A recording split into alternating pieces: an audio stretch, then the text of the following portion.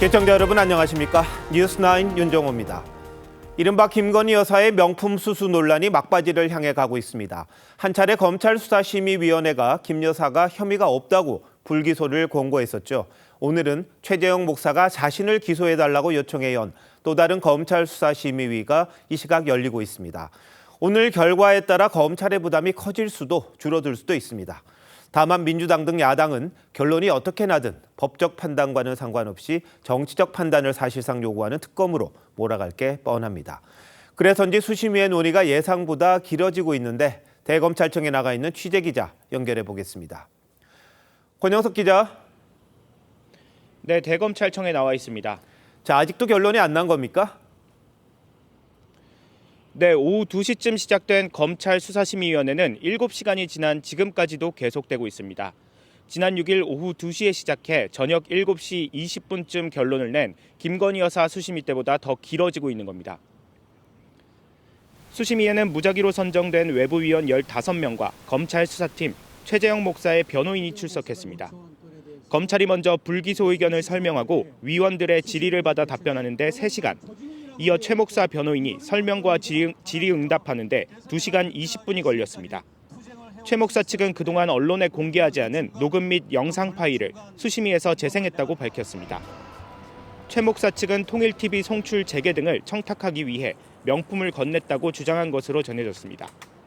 반면 검찰 수사팀은 최 목사가 건넨 명품 가방은 만남을 위한 수단이었을 뿐 청탁의 대가가 아니라는 취지로 설명했습니다. 수심위는 최 목사의 청탁금지법 위반 혐의를 비롯해 주거침입, 명예훼손 혐의에 대한 기소 여부도 판단합니다. 다만 수심위의 결론은 권고적 효력밖에 없기 때문에 김 여사와 최 목사 기소 여부는 최종적으로 심우정 검찰총장이 결정하게 됩니다. TV조선 권영석입니다. 그런데 김건희 여사 논란은 여권에서도 더 이상 피할 수 없는 문제가 됐습니다. 법적 논리를 떠나 국민 눈높이에 맞는 대응이 필요하다는 목소리가 잇따르는 건데요.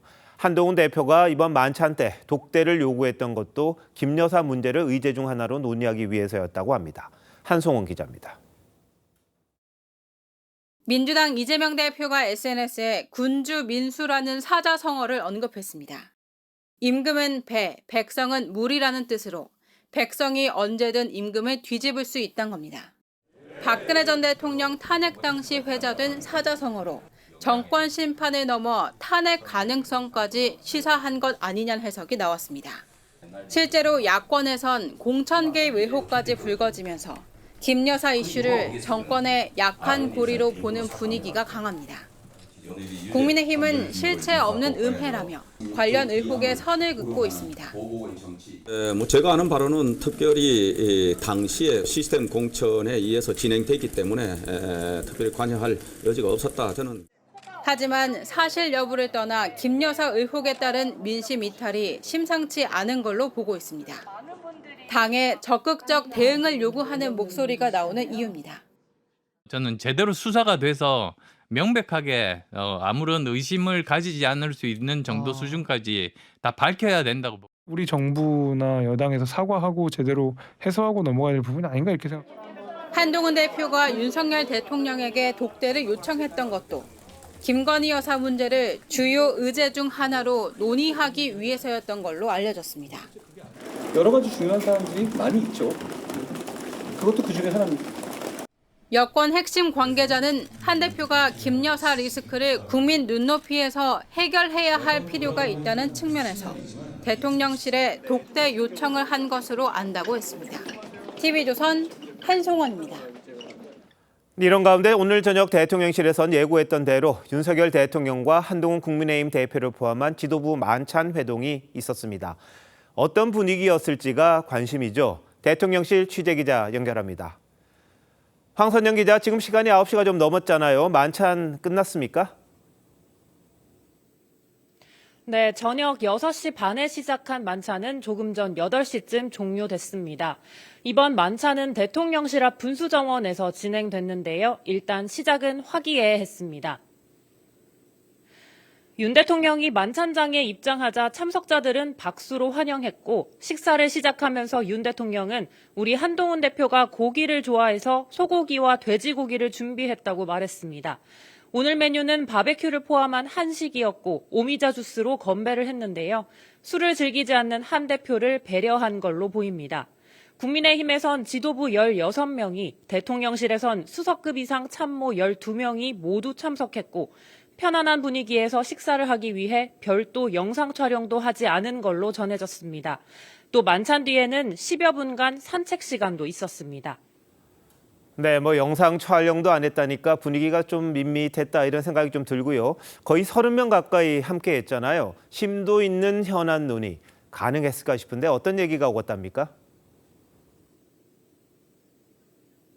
네, 대통령실은 이번 만찬의 성격을 신임 여당 지도부들과의 상견례격으로 설명했는데요. 그런 만큼 민감한 현안 이야기가 오가기는 쉽지 않았을 것으로 보입니다.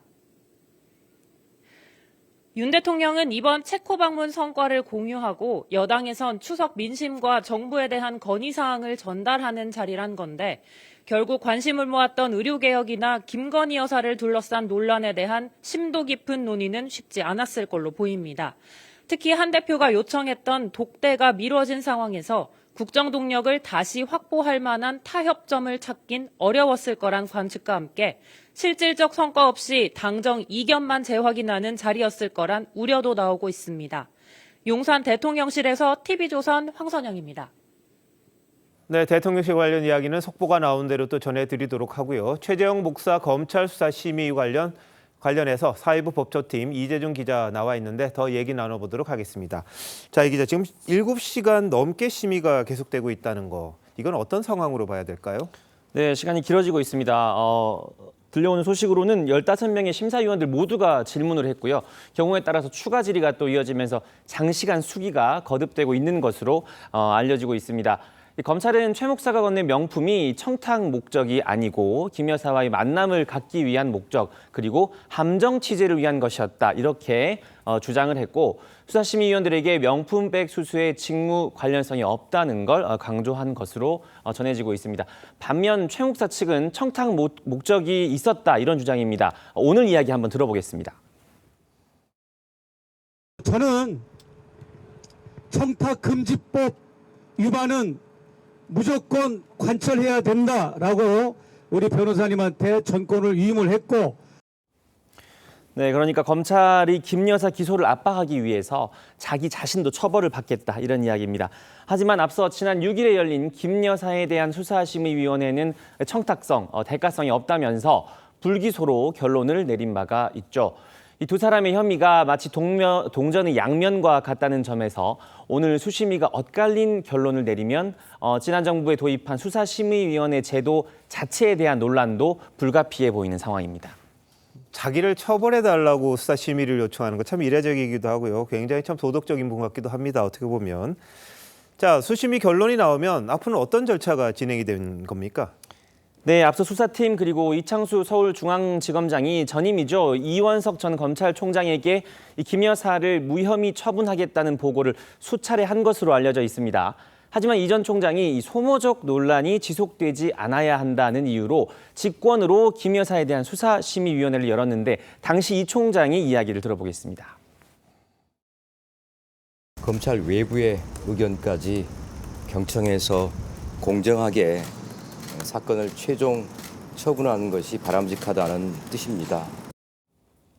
네, 앞선 수사심의위원회에 이어서 오늘 심의 역시 불기소 권고를 낸다면 조만간 심우정 검찰총장이 불기소로 사건을 최종 마무리 지을 전망입니다.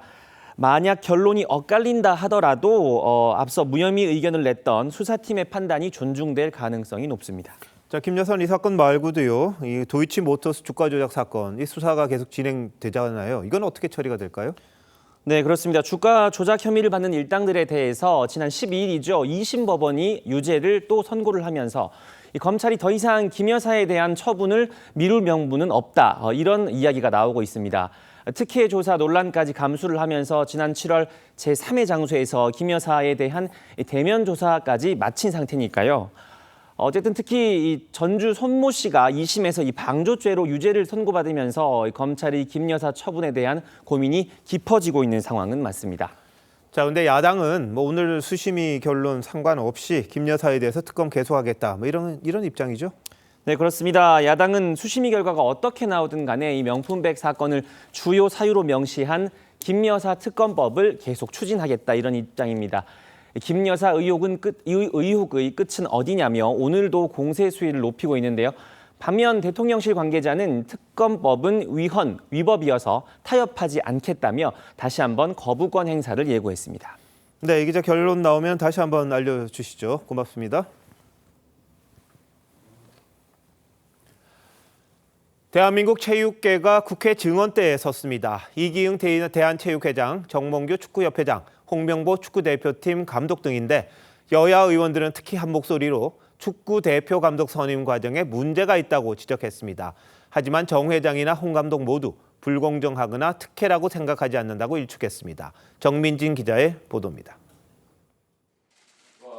국회 문체위 현안 질의에 참석한 홍명보 축구대표팀 감독은 자신을 둘러싼 선임 절차 논란에 고개를 숙였습니다. 국민들의 공분을 일으킨 점에서는 대단히 죄송하게 생각하고요. 그러면서 국가대표 전력강화위원회에서 1순위로 올렸기에 수락한 거라며 특혜나 불공정은 없었다고 했습니다. 월드컵에서 좋은 결과 내는 게 저의 팀을 강하게 만들 수 있는 클린스만 전 감독의 후임을 선정 중이던 전력강화위원장이 지난 6월 홍 감독을 포함한 3명을 추천한 뒤 돌연 사임하고 이임생 기술이사가 정권을 이어받은 걸 두곤 부실 운영 지적이 쏟아졌습니다. 개모임이나 요즘 동아리 모임에도 정관이 확실해요. 그런데 동네 개모임이나 동아리만도 못하다라는 생각이 일단 들고요. 마음대로 임명한 적은 없고요. 절차에 따라서 공정하게 했다고 생각하고. 축구 팬들이 반발하는 영상을 본 정몽규 회장은 안타깝다면서도 절차상 문제는 없었다고 했습니다. 상당히 안타깝게 생각하고 있습니다. 홍명보 감독을 선임하는 데 있어서 많은 오해가 있다고.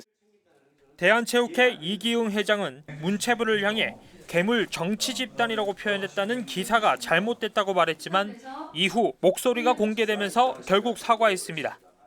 내가 볼 때는 문광부가 괴물이고 정치 집단입니다. 누구 목소리예요? 네, 제 목소리입니다. 이심으로 사과드리겠습니다. 그리고 박정아 의원은 이 회장이 위증까지 했다고 지적했습니다. TV조선 정민진입니다. 퇴진 요구가 빗발치는 정몽규 대한축구협회장이 3년 전 3선에 성공한 직후 연임 심사를 했던 스포츠 공정위원장 등 관계자들과 골프를 친 것으로 드러났습니다.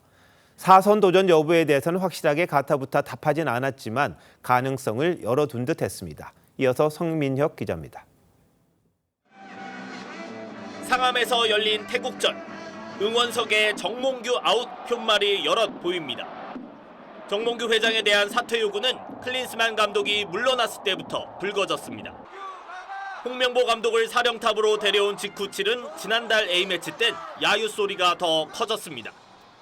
내년 1월 임기가 끝나는 정 회장은 2021년 3선 연임에 성공했습니다. 문제는 이 직후 정 회장이 체육회 산하 김병철 스포츠 공정위원장 등 여러 명과 자신 소유의 골프장에서 골프를 쳤다는 겁니다. 언제인지 모르지만 한번 친 적은 있습니다. 규정상 종목단체장은 한 차례만 연임이 가능하고 체육계 산하 스포츠 공정위로부터 승인을 받으면 예외적으로 3선에 도전할 수 있습니다. 심사권을 쥔 사람과 이른바 접대 골프를 쳤다는 비판을 피할 수 없습니다. 김병철 위원장은 이번에 3선 연임에 도전하는 이기흥 대한체육회장의 특별 보좌역으로 2년 동안 근무하기도 했습니다. 관계로 봐서도 이해 충돌이 충분히 될 수 있다 이렇게 생각하고 있습니다. 쏟아지는 질타에도 정 회장은 4선 도전 의지를 숨기지 않았습니다. 저의 거취 문제에 대해서는 신중하게 대한민국 축구 발전을 위해서 모든 가능성을 열고 심사숙고해서 결정하도록 하겠습니다. 축구 팬들은 이제 감독뿐 아니라 협회 수장 선임의 공정성까지 의심하고 있습니다. TV조선 성민혁입니다.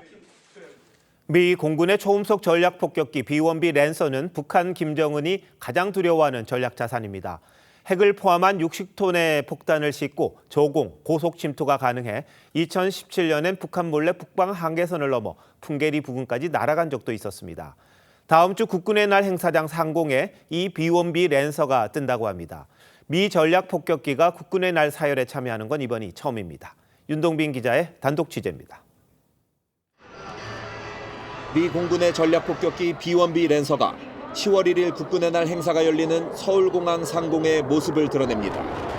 B1B는 초음속 비행 때 양력을 최소화하기 위해 날개를 접는데 국군의 날 행사에선 시민들이 볼 수 있게 날개를 펼치고 약 150m 상공까지 내려오는 저공 비행을 선보일 예정입니다.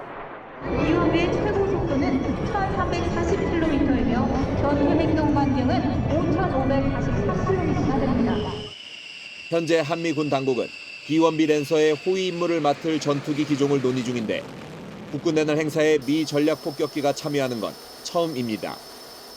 미 공군의 3대 전략 폭격기 중에서 유일하게 초음속 비행이 가능한 B1B는 괌에서 서울까지 2시간이면 날아올 수 있습니다. 북한이 6차 핵실험을 감행했던 2017년엔 B1B 2대가 북방 한계선을 넘어 풍계리 핵실험장 130km 지점까지 북상했지만 북한은 인지하지 못했습니다.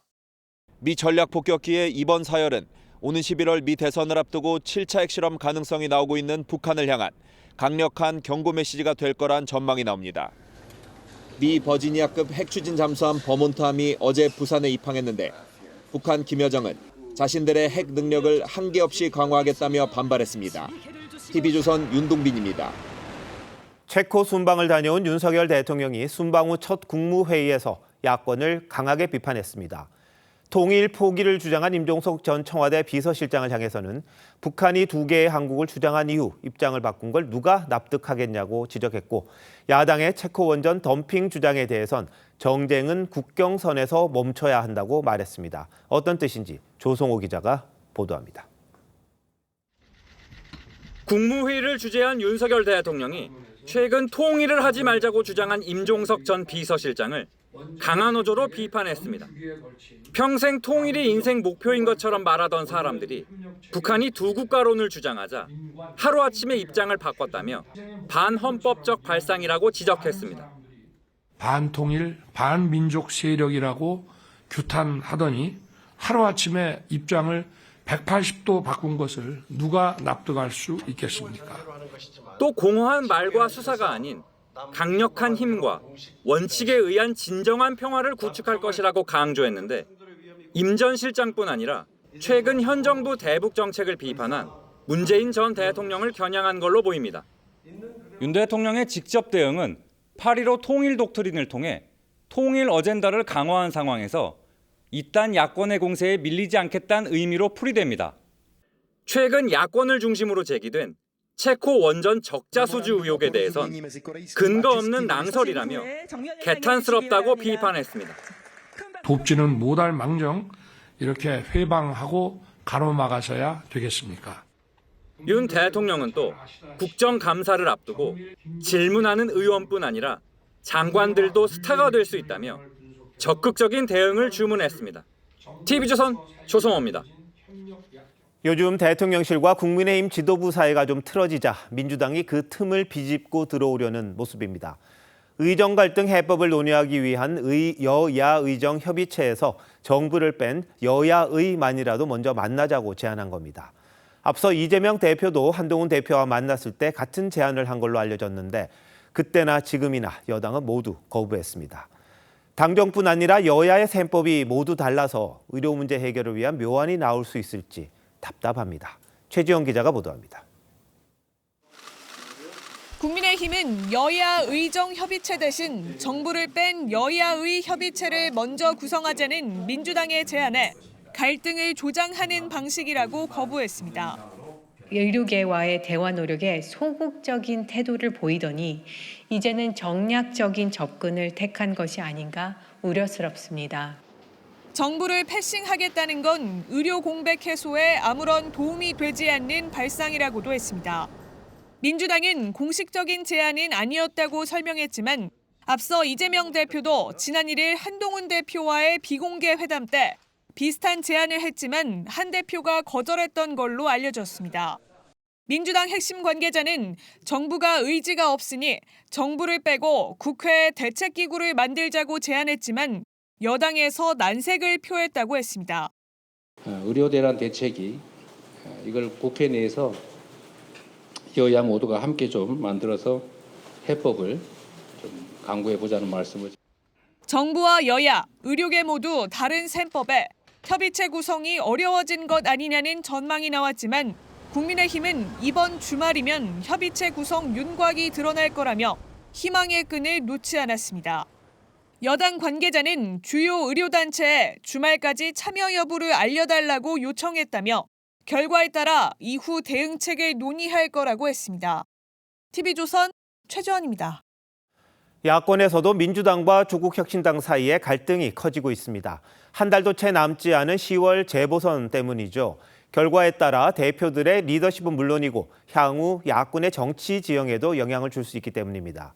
호남 대전이 한창인 영광과 곡성의 민심, 장세희 기자가 들어봤습니다. 지난 8차례 지방선거에서 전남 영광은 민주당 후보 외에도 무소속 후보를 3차례나 선택했습니다. 민주당 텃밭이면서도 당이 아닌 사람을 보고 투표하는 성향이 적지 않단 겁니다. 우리가 마음이 못 쓰게 또 저 사람도 해봐야지. 계속 한 사람 하면 안 돼. 하지만 텃밭의 힘도 여전합니다. 다른 당에서 우리 의견 들어줄 수가 없잖아요. 오직 민주당뿐이에요. 어디 가나 다 그래요. 최근 여론조사에서 민주당 장세일 후보와 민주당을 탈당해 조국혁신당에 입당한 장현 후보의 격차는 불과 0.5%포인트. 오차 범위 내 초접전 양상입니다.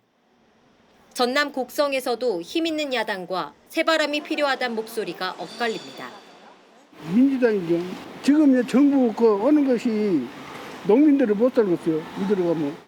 조국 씨는 아무래도 이제는 지금 안 했잖아요. 많이 정치를. 그래서 그 바람이 불지 않는가 싶어요. 민주당한테 실망하는 부분들이 너무 많아요.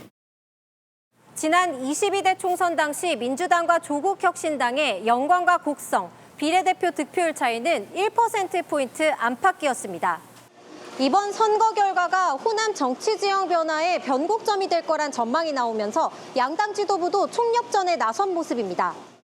텃밭이라고 생각하지 않고 죽비라고 생각한다 이렇게 말씀드렸는데 재보궐선거가 왜 자꾸 호남 지역에서 반복해서 일어나고 있는가? 저는 경쟁이 없었기 때문이라고 생각합니다. 국민의힘은 곡성에 최봉희 후보를 확정했지만 영광엔 아직도 후보를 물색 중입니다. TV조선 장세희입니다. 사과와 상추에 이어 이번에는 배추 대란입니다. 한 포기에 2만 원이 넘는 배추가 등장할 정도로 배추값이 급등했는데요. 김치찌개도 못 끓여 먹을 정도라는 우려가 커지자 정부가 중국산 배추를 급히 수입하기로 했습니다.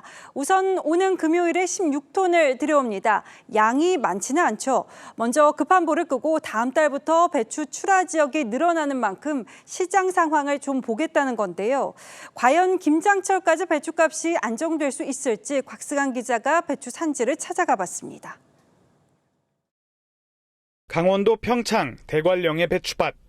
수확도 하지 않은 배추들이 그대로 말라 죽고 있습니다. 폭염에 무름병이 생기자 수확 자체를 포기한 겁니다. 인근의 다른 배추밭도 비슷합니다. 이 배추밭은 채 4분의 1도 수확하지 못하고 이 배추들을 모두 버려야 하는 상황입니다. 지나가던 주민은 버려진 배추라도 주워갑니다. 국 끓여 먹어도 되잖아. 아깝잖아. 내전에 배추값 비싼데.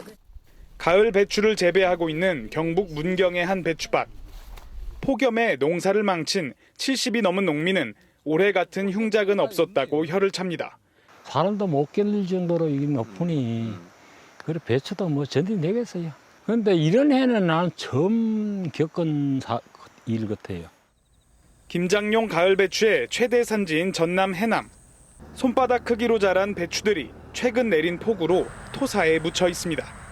주민들의 좀 말로는 한 20% 정도로 보이는데 아직 정밀 조사는 안 되는 상태인 거다. 정부는 배추 가격이 진정될 거라고 밝혔지만 폭염에 이은 폭우로 김장철까지도 안정되지 않을 수 있다는 우려가 나옵니다. TV조선 곽승환입니다. 물가 급등 소식에 이어서 이런 사건을 전하게 될 줄은 몰랐습니다. 귀해진 배추 때문에 지인 사이에 다툼이 벌어졌는데요. 한 명이 숨졌습니다. 배추 10포기를 훔쳐간 걸 의심하다 빚어진 일입니다. 김승동 기자가 취재했습니다. 시골길 한쪽 텃밭에 배추가 심어져 있습니다. 바로 옆 농막에는 폴리스 라인이 쳐져 있습니다. 오늘 아침 농막 주인인 60대 남성에게 평소 알고 지내던 70대 여성이 찾아왔습니다. 텃밭에서 사라진 배추 10포기의 도둑으로 의심받자 이를 따지기 위해서입니다. 말다툼을 벌이던 두 사람은 차 뒤에서 몸싸움이 벌어졌고 이 과정에서 남성이 뒤로 넘어지며 바닥에 쓰러졌습니다. 남성이 경찰에 신고하려 하자 여성이 밀어서 뒤로 넘어진 겁니다. 바닥에 쓰러진 남성은 심정지 상태에 빠졌고 여성의 신고로 소방구조대가 출동해 병원으로 옮겼지만 끝내 숨졌습니다. 그쪽에서는 배추를 훔쳐간 걸로 생각한 거고 이쪽은 안 훔쳐갔다. 그런 과정이었어요. 경찰은 숨진 남성의 정확한 사인을 확인하기 위해 국과수에 부검을 의뢰하고 여성을 상대로 폭행 경위 등을 조사하고 있습니다. TV조선 김승도입니다. 마약 성분이 들어있어서 수입 금지된 중국산 약품을 잡화점에서 판매하던 중국인 여성이 붙잡혔습니다. 2년 전에도 같은 약을 팔다가 벌금형을 받은 적이 있는데 아랑곳 않고 또 불법 판매를 이어간 겁니다. 김예나 기자가 보도합니다.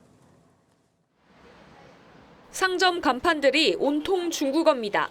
중국인 밀집 지역인 서울 대림동 거리에서 중국산 진통제인 정통편을 살 수 있는지 물어봤습니다. 통편 파나요? 정통편? 여기서는 안 팔아요. 마약 성분이 들어있어서 국내 반입이 금지된 약인데 다른 곳에 물어보니 파는 곳을 알려줍니다. 지금 신발, 모두 할머니, 할아버지 찾았는데 겉보기엔 옷가지와 모자 등을 파는 보통 잡화점이지만 속내는 달랐습니다. 경찰은 최근 이 가게 주인 58살 중국인 A씨가 마약성 진통제를 몰래 판다는 제보를 접수했습니다. 가게 밖에서 사복 차림으로 잠복하던 경찰은 A씨가 테이블 아래서 약을 꺼내는 모습을 확인하고 현장에서 체포했습니다. 가게에선 기준치 이상 발암물질이 들어간 또 다른 수입금지 약품도 나왔습니다. 2년 전 마약류 판매로 벌금형을 받은 사장은 이후로도 버젓이 밀수품을 불법 판매해왔습니다. 같은 전력이 있어서요. 밀수 경로나 판매 아니면 더 어떤 공범적인 연락책이 있는지 이런 것도 좀 더 수사를 해봐야 될 것 같습니다. 경찰은 A씨가 밀수입한 경로를 조사하고 있습니다. TV조선 김예나입니다. 딸을 납치했다는 협박범의 요구로 골드바를 사려던 어머니가 금은방 주인 덕분에 피해를 면했습니다. 전화기를 들고 어쩔 줄 몰라 하는 어머니의 모습을 보고 보이스피싱을 직감한 건데요. 전후 상황 조윤정 기자가 전하겠습니다. 손에 휴대전화를 든 채 골드바를 사겠다는 손님을 본 금은방 주인이 공책에 뭔가를 적습니다. 지난 13일 딸을 납치했으니 골드바를 달라는 협박 전화를 받은 50대 여성이 금은방을 찾았습니다. 허둥대는 모습의 금은방 주인은 전화금융 사기를 직감하고 필담으로 도와주겠다고 한 뒤 112에 신고했습니다. 전화기 넘어 범인이 눈치채지 못하게 포장했습니다라고 큰 소리로 연기도 했습니다. 그 순간에 이때가 아니면 안 되겠다는 생각이 들더라고요. 혹시 모를 상황에 대비해 골드바를 넣지 않은 빈 상자를 건네기도 했습니다. 남성은 대범하게도 이렇게 사람들이 많이 다니는 지하철역 주변으로 금품을 갖고 오라고 요구했습니다. 이 남성은 잠복해 있던 경찰에 붙잡혔습니다. 줄은 몰랐다는 식으로 변명은 했지만 저희가 추후 수사를 통해서 결국은 자기도 보이스피싱에 가담한 걸 인정했습니다. 중국 국적인 범인은 자녀를 납치해 마약을 먹였다고 협박해 다른 피해자 2명에게 현금 1,600만 원을 가로챈 전력도 있었습니다. 경찰은 검거에 도움을 준 금은방 주인을 포상했습니다. TV조선 조윤정입니다. 오토바이를 타고 가던 20대 남녀가 외제 승용차에 치여 한 명이 숨지고 한 명이 크게 다쳤습니다. 가해 차량 운전자와 동승자는 차를 버리고 달아나서 경찰이 추적 중인데요. 법인 차량이었습니다. 박건우 기자입니다. 새벽 시간 도로를 달리는 오토바이 뒤로 흰색 승용차가 빠른 속도로 다가오더니 그대로 치고 지나갑니다. 도로 위에는 불꽃과 파편이 사방으로 튀고 오토바이에 타고 있던 2명도 크게 튕겨나갑니다. 어떡해! 사람이고! 얼른 신고해줘야지. 당시 뒷자리에 타고 있던 여성은 사고 충격으로 왕복 8차선 도로 중앙선 근처까지 튕겨나갔습니다. 사람이 저 가운데가 하나 있고 이쪽 나무 옆에가 하나 누웠고. 20대 여성은 현장에서 숨졌고 오토바이를 운전한 같은 또래의 남성도 크게 다쳐 병원으로 옮겨졌습니다. 배달 일을 끝내고 퇴근하던 길이었습니다.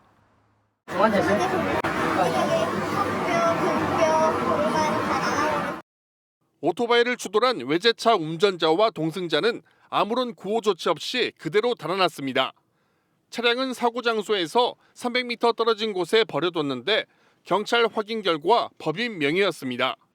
어떤 사람인지 이게 실제 보면 근거에서 확인한 다음에 특정해야 돼. 경찰은 도주한 이들의 행방을 쫓고 있습니다. TV조선 박건우입니다. 오늘 저녁 경부고속도로 서초나들목 인근에 달리던 대형 버스에서 불이 났습니다. 이 사고 처리에 시간이 소요되면서 퇴근 시간 극심한 정체가 빚어졌습니다. 신유만 기자입니다. 경부고속도로 버스 전용 차로에 빨간색 대형 버스가 서 있습니다. 버스 뒤쪽에서 연기가 자욱하게 피어오르고 소방대원들이 화재를 진압하기 위해 분주히 움직입니다. 반대편 차선에도 소방차와 구급차가 출동하면서 양방향 차들이 속도를 내지 못합니다. 오늘 오후 5시 30분쯤 경부고속도로 서초나들목 인근에서 서울 방향으로 주행하던 45인승 버스에서 불이 났습니다. 바로 대피하셨습니다. 버스 뒷부분만 많이 탔네요. 지나가는 분이 신고한 것 같습니다. 경찰에 따르면 버스에는 코레일 직원과 운전자 등 15명이 타고 있는 것으로 알려졌는데 불이 난 직후 모두 대피해 다친 사람은 없었습니다. 화재 원인은 엔진 과열로 추정됩니다. 추정하기로는 뒷부분 엔진 부분이 홀라당 타가지고 아마 엔진 과열 같습니다. 불은 20여 분 만에 꺼졌지만 사고를 수습하는 동안 퇴근길 운전자들이 극심한 정체를 겪었습니다. TV조선 신유만입니다. 하루 사이 계절이 바뀌더니 요즘 아침 저녁으로 제법 쌀쌀합니다. 일교차가 최대 15도 가까이 벌어졌는데 설악산에는 올 가을 첫서리가 내렸습니다. 예년보다 한 달 이상 빠른 거죠. 단풍은 가을 폭염으로 늦어질 전망입니다. 그럼 언제 단풍이 가장 곱게 물드는지 이승훈 기자가 알려드립니다. 해발 1705m 설악산 정상. 나뭇잎이 온통 초록빛입니다. 이맘때면 울긋불긋 색동옷으로 갈아입던 예년과는 다릅니다. 떡갈나무도 아직 색이 변하진 않았어요. 예년하고는 조금 다른 것 같아요. 단풍은 1일 최저기온이 5도 아래로 떨어질 때 빨리 물드는데 올해는 지난주까지도 30도가 넘는 늦더위가 이어지며 첫 단풍이 늦어지고 있는 겁니다. 산림의 50%가 물드는 단풍 절정기도 예년보다 지연돼 설악산은 다음 달 22일, 내장산은 다음 달 27일로 예상됩니다. 단풍이 되는 시기가 늦어졌고 신갈나무 같은 경우는 한 5일 정도 2년 전에 비해서 늦어진 걸로. 올가을 첫서리는 서둘러 내렸습니다. 오늘 아침 6.5도까지 떨어진 설악산 대청봉 일대에 첫서리가 관측됐는데 지난해보다 36일이나 빠릅니다. 계속 비 오고 그래서 기온 떨어지면서 첫서리가 좀 온 거예요. 기상청은 당분간 일교차가 10에서 15도 정도 크게 벌어지는 가을 날씨가 이어질 것으로 내다봤습니다. TV조선 이소은입니다. 부산시가 지방 청와대로 불렸던 옛 부산시장 관사를 40년 만에 시민에게 전면 개방했습니다. 건물 외벽은 그대로 유지했지만 내부는 시민이 이용할 수 있는 공간으로 꾸몄는데요. 하동훈 기자가 다녀왔습니다. 부산 황련산 중턱. 축구장보다 넓은 잔디밭이 있는 대저택이 보입니다. 정문에서 숲길을 따라 올라가 보니 2층짜리 저택은 아름드리 나무에 둘러싸여 있습니다. 지난 1984년 전두환 대통령 시절 지어진 부산시장 관사입니다.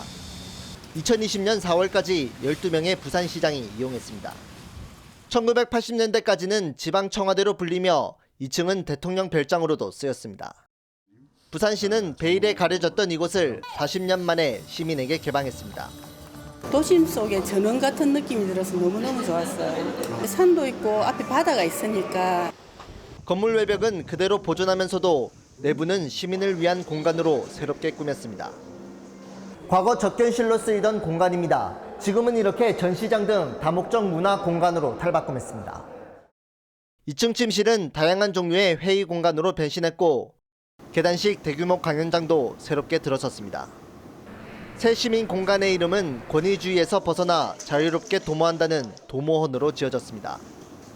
관사가 사실은 어떤 면에서는 권위주의 시대의 상징처럼 느껴져서 이것을 시민들에게 돌려줘야 되겠다는 생각을 했고, 도모원 야외정원에서는 어린이 숲 체험 놀이와 가족 친화형 공연도 무료로 진행될 예정입니다. TV조선 하동훈입니다. 민주당이 금융투자소득세 시행 여부를 토론을 통해 정하겠다고 공개 행사를 열었는데 이게 사달이 났습니다. 시행과 유예로 팀을 나누어 각각의 주장을 펼쳤는데 시작 전부터 짜고 치는 역할극이란 고백이 나오더니 토론회에서는 한 의원의 발언 때문에 개미 투자자들이 많이 화가 났습니다. 무슨 말이었길래 성토가 이어진 건지 최홍국 기자가 자세히 설명해 드립니다. 민주당은 금투세 시행 여부를 두고 격론을 펼쳤습니다. 금투세 실시해서 투명한 증시 만들고요. 상법 개정으로 부스트업 성공시키는 것이 우리 당의 현명한 전략입니다. 소득 있는 곳에 세금 있다는 원칙은 국세청의 구호가 될지는 몰라도 국민의 자산 증식을 도와야 할 정당의 가치는 될 수 없다고. 하지만 이 과정에서 금투세 시행을 주장한 김영환 의원의 발언이 논란이 됐습니다. 그렇게 우하향 된다고 그 신념처럼 이렇게 가지고 계시면 인버스 투자하시면 되지 않습니까? 인버스 투자는 주식 하락에 투자하는 것으로 주가가 떨어질수록 돈을 버는 상품입니다. 해당 발언이 알려지자 각종 온라인 커뮤니티와 민주당 게시판, 김 의원의 SNS엔 투자자들의 반발이 이어졌습니다. 나라 망하는데 돈을 걸라는 게 국회의원이 할 소리냐, 내 귀가 잘못됐는지 의심했다는 내용들입니다. 국민의힘 한동훈 대표도 민주당은 대한민국의 인버스에 투자하자는 것이냐고 비꼬았습니다.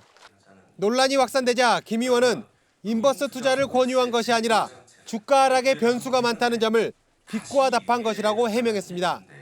당내에선 토론으로 당론을 정하겠다는 당초 취지와 달리 특정 발언만 주목을 받으면서 역효과만 불러왔다는 지적이 나왔습니다. TV조선 최원국입니다. 얼마 전 로또 복권 1등에 63명이 무더기 당첨되면서 실수령액이 3억 원대에 그친 일이 있었습니다. 1등 당첨 금액이 너무 적다는 불만이 나오자 정부가 적정 당첨금 규모와 관련한 여론조사를 시작했습니다. 로또 당첨금 어떻게 올릴 수 있는 건지 따져보겠습니다. 김 기자, 정부가 여론조사까지 할 정도로 구매자들이 불만을 많이 드러내고 있습니까? 네, 로또의 상징성은 인생 역전이죠. 그런데 요즘엔 1등에 당첨돼도 서울에 집 한 채 사기 어렵다는 말이 나오는데요. 로또 복권은 회차당 1억 1,000만 건이 판매되고 1등 당첨자는 평균 12명, 1등 당첨 금액은 평균 21억 원입니다. 그런데 지난 7월 1228회차 로또처럼 1등 당첨자가 무더기로 나오면 당첨금이 뚝 떨어집니다. 이에 대한 불만이 나오자 기획재정부 복권위원회가 오늘부터 국민들에게 설문조사를 시작했습니다. 1등의 적정 당첨 금액과 당첨자 수를 묻는 건데요. 정부는 다음 달 25일까지 국민 의견을 듣고 상향 여부를 결정할 방침입니다. 로또 복권이 처음 도입됐을 때 당첨 금액이 상당히 컸던 걸로 기억이 나는데 왜 이렇게 줄어든 겁니까? 네, 맞습니다. 2002년 로또 발행 당시 판매 가격은 2,000원이었고 1등 평균 당첨금은 56억 원이었습니다. 2월 횟수도 5회까지 허용돼 로또 19회차 1등 당첨금은 무려 407억 원에 달했습니다. 사행성 우려가 나오자 정부는 2004년 판매가를 1,000원으로 내렸습니다. 그럼 20년째 로또 가격이 동결된 셈이잖아요. 그런데 자산 가치라든지 집값은 엄청나게 올랐는데 로또는 그대로면은 불만이 나올 수밖에 없겠네요. 네, 10년 전인 2014년 8월과 지난달 1등 당첨 금액을 비교해보면 평균 24억 원과 22억 원 정도로 큰 차이는 없습니다. 그런데 그 사이 서울 아파트 평균 매매 가격은 4억 원대에서 12억 원대로 3배 가까이 뛰었습니다. 절대적 당첨금은 여전히 크지만 아쉬운 목소리가 나올 수밖에 없는 상황인 겁니다. 만약에 정부가 1등 당첨금을 높인다면 어떤 방식으로 가능한 거죠? 네, 우선 당첨 확률을 낮추는 방안입니다. 예를 들어 현재는 1부터 45까지 숫자 6개를 고르는데 숫자를 70개로 늘리면 당첨 확률이 16분의 1로 줄어듭니다. 이 경우 회차당 당첨자가 1명이 안 되고 2월이 되는 상황이 생길 수도 있습니다. 당첨이 됐다 안 됐다 이런 상황이 벌어지고 2월도 되고 이런 상황들이 생길 수 있죠. 근데 당첨 번호 뽑는 기계도 바뀌어야 되고 가게 시스템 다 바뀌어야 돼서 쉽게 결정할 문제가 아닌 것처럼 보이네요. 네, 또 다른 방안은 판매가를 2,000원 수준으로 올리는 겁니다. 회차당 평균 판매 건수와 당첨자 수가 현재와 같다고 단순 계산하면 1등 당첨금은 평균 42억 원으로 늘어납니다. 미국 같은 경우에 보면 복권 당첨금이 1조 원이 넘는다 그래서 난리가 나고 그랬는데요. 이건 어떻게 가능한 거죠? 네, 미국의 대표적인 복권은 파워볼과 메가밀리언인데 모두 1등 당첨 확률이 3억분의 1 안팎입니다. 우리나라 로또보다 맞추기가 40배 어려운 겁니다. 역대 최고 당첨금은 우리 돈 2조 7천억 원인데요. 천문학적인 당첨금이 나오는 가장 큰 이유는 2월에 제한이 없다는 점입니다. 당첨금이 늘어나면 사람들 관심이 높아지고 사는 사람도 늘면서 1등 당첨 금액도 빠르게 늘어납니다. 로또 복권 안 사본 사람 없을 거고요. 근데 요즘 10집 중에 한 집은 매주 복권을 산다고 그러니까 국민 관심이 그만큼 높은 것 같거든요. 새로운 방식 좀 조사를 해봐야겠군요. 김 기자 잘 들었습니다.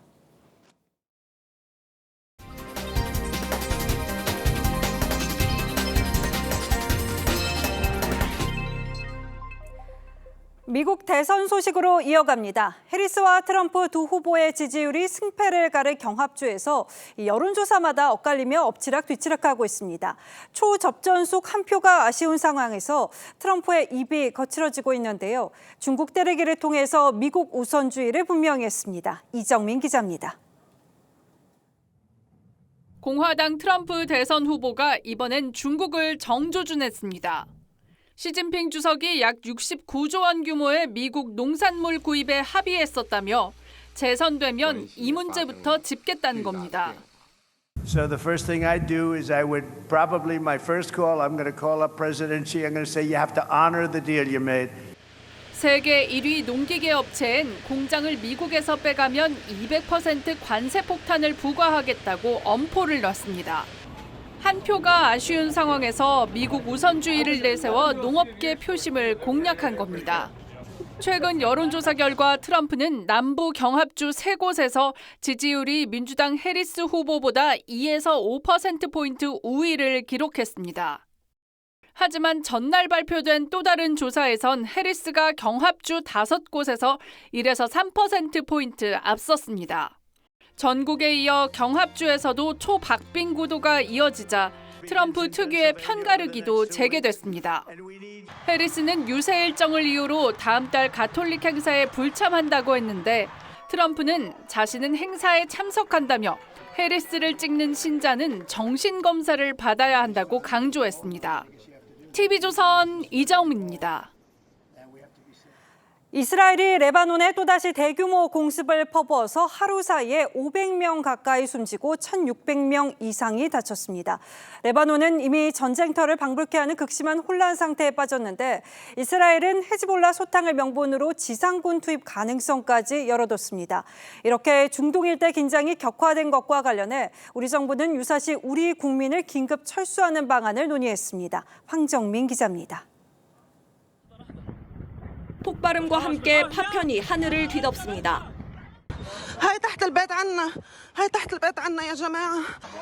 건물들은 화염에 휩싸였고 일대는 아비규환입니다.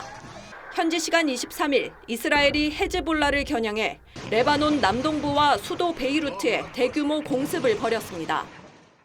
For too long, Hezbollah has been using you as human shields. 하루에만 어린이 35명을 포함해 500명 가까이 숨졌고 1,600명 넘게 다쳤습니다. 2006년 한 달 넘게 지속된 양측 전쟁 이후 가장 큰 인명피해입니다. 이스라엘은 지상전 가능성까지 열어두면서 이튿날에도 공습을 계속했습니다. 전쟁 공포의 레바논에선 피란 행렬이 이어졌습니다. طبعا انت بالمنطقه هونيك عم يقتلوا الكبير والصغير عم يقتلوا المكرسح اللي بيمشي على العربيه. 헤즈볼라는 이스라엘 북부에 로켓 수십 발을 발사하며 맞대응했습니다. 헤즈볼라를 지원하는 이란은 이스라엘이 중동 확전을 노리고 있다고 비판했습니다.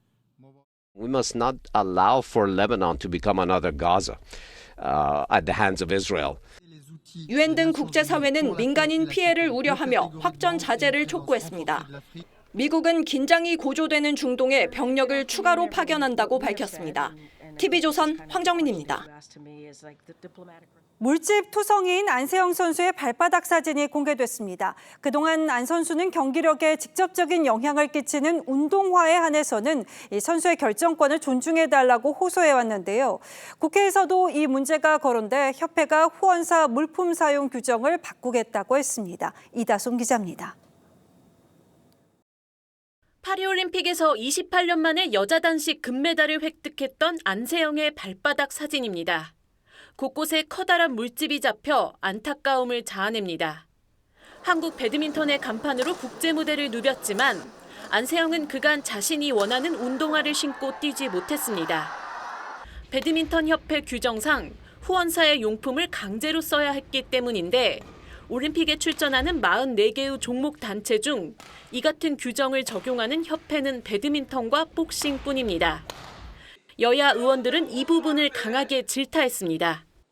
규정 때문이라며요. 협약 때문에. 협약을 바꾸면 될 거 아닙니까? 4년간 계약 이루. 아니 4년간 돼 있는데 그것 때문에 4년간 그러면 저 발을 저렇게 찡그리면서 경기하는 걸 계속 해야 된단 말이에요? 김택규 배드민턴 협회장은 해당 규정을 바꾸겠다는 의지를 드러냈지만 질타는 사퇴 촉구로 번졌습니다. 그런 거 해결하라고 협회장 하시는 거 아니에요? 협회장 그만두세요. 김 회장은 다만 후원 물품 배임 및 유용 의혹에 대해선 강하게 부인했습니다. TV조선 이다솜입니다. 우리 경제의 가장 큰 위기인 저출산 고령화가 빠르게 진행되면 미래는 어떤 모습일까요? 인구가 줄면서 소비도 늘고 부동산 공동화 현상도 심해질 걸로 많이들 예측하실 텐데요. 이 똘똘한 한채 현상이 더 심해질 것으로 TV조선 포럼에서 진단됐습니다. 김창석 기자입니다. 지난해 한국의 합계 출산율은 0.7이며 전 세계에서 마카오, 홍콩에 이어 최하위권이고 OECD 국가 중에선 꼴찌입니다.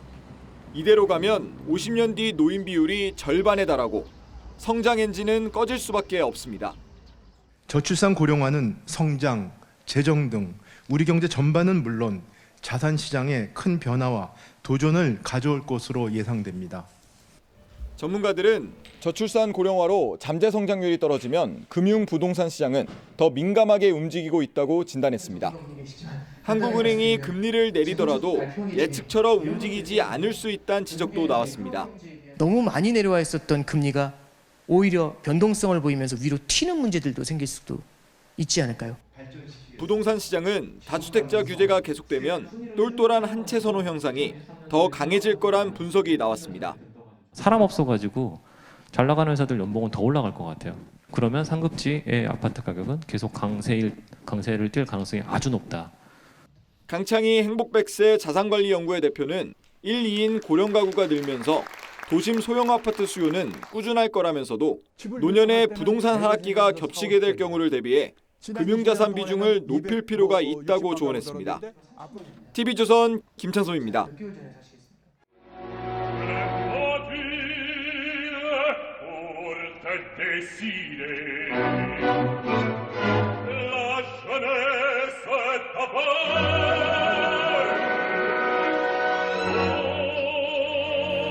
악마 메피스토 펠레스가 의사 파우스트에게 제안합니다. 쾌락을 줄 테니 영혼을 달라.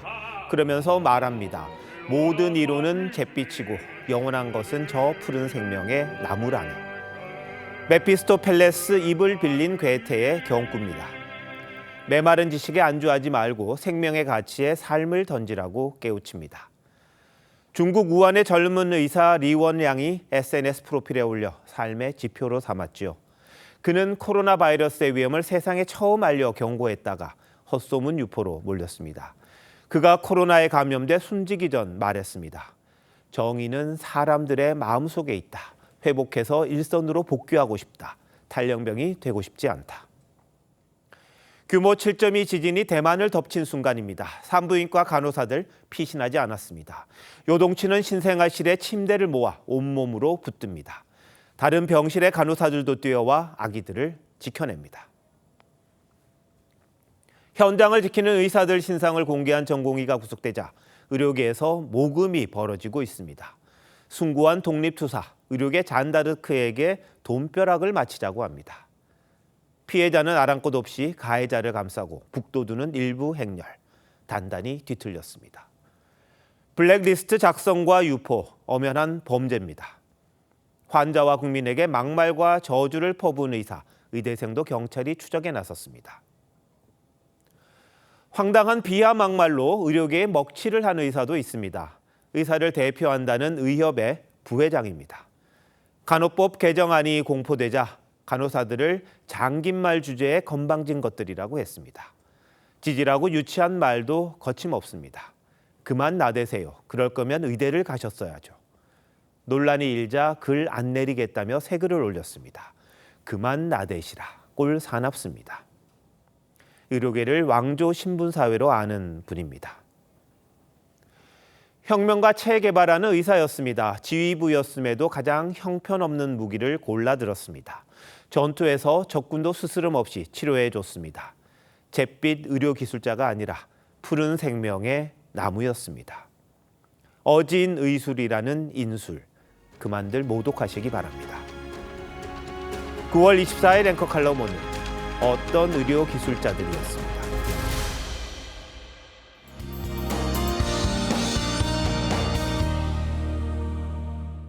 북쪽에 찬 공기가 내려오고 북산 행각이 활발해지면서 오늘 설악산 대청봉에서는 올가을 첫 서리가 관측됐습니다. 부쩍 쌀쌀해진 아침 공기에 건강 잘 챙기셔야겠는데요. 낮에는 기온이 또 크게 오르면서 내일도 내륙을 중심으로 일교차가 10에서 15도 안팎까지 크게 벌어지겠습니다. 내일 오후부터 밤사이 남부지방의 해안가와 제주도에 5에서 20mm가량의 비가 내리겠습니다. 그 밖의 지역도 오전부터 차츰 흐려지겠고 아침까지 강원 내륙과 산지, 경북 내륙에 짙은 안개가 끼는 곳이 있겠습니다. 내일 아침 기온은 서울이 18도, 춘천 15도 등으로 오늘보다 1에서 4도가량 높겠습니다. 한낮에 남부지방은 30도 안팎까지 기온이 오르겠습니다. 모레는 중부지방과 전북, 경북에 소나기 소식 있습니다. 날씨였습니다. 9월 24일 화요일 뉴스나인 마칩니다. 시청해주신 여러분 고맙습니다.